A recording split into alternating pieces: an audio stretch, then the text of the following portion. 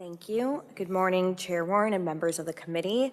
Thank you for the opportunity to testify regarding SB 372. My name is Tahra Hoops. I am the Director of Economic Analysis at the Chamber of Progress.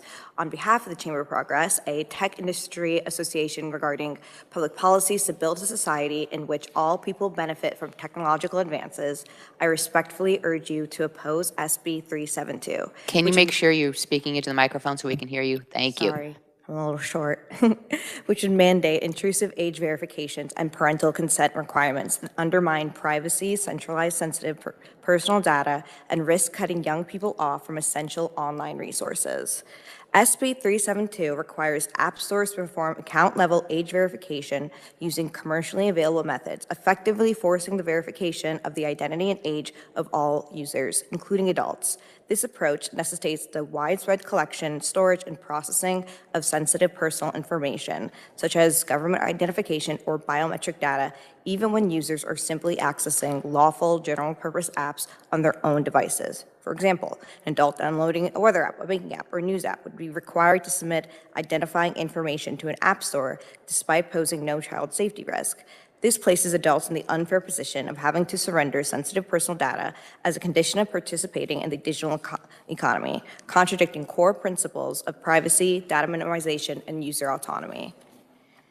SB 372 requires minors to be linked to a verified parent account and mandates verifiable parental consent for every app downloaded and in-app purchase. While parental involvement can be valuable, blanket consent requirements fail to account for family dynamics and can be misused in high conflict or abusive households. For example, teens seeking access to mental health resources, LGBTQ+ support communities, or educational tools could be blocked by a parent who is unsupportive or controlling. Research consistently shows that online engagement can reduce isolation and improve mental health outcomes for vulnerable youth, and policies that indiscriminately restrict access risk cutting off these critical lifelines. By emphasizing identity verification and parental control over flexible, content-specific safety measures, the bill risks substituting compliance for meaningful protection. Restricting access through rigid consent mechanisms does not address the underlying causes of online harm and may instead push young people toward less viable or less regulated online spaces.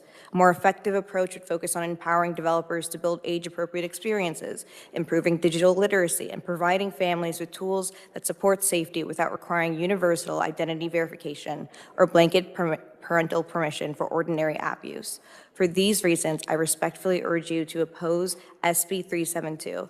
While protecting young people online is a shared priority, this bill would erode privacy for all users, weaken platform-specific safety protections, and impose rigid consent requirements that risk harming vulnerable youth without meaningfully improving online safety. Thank you for your time.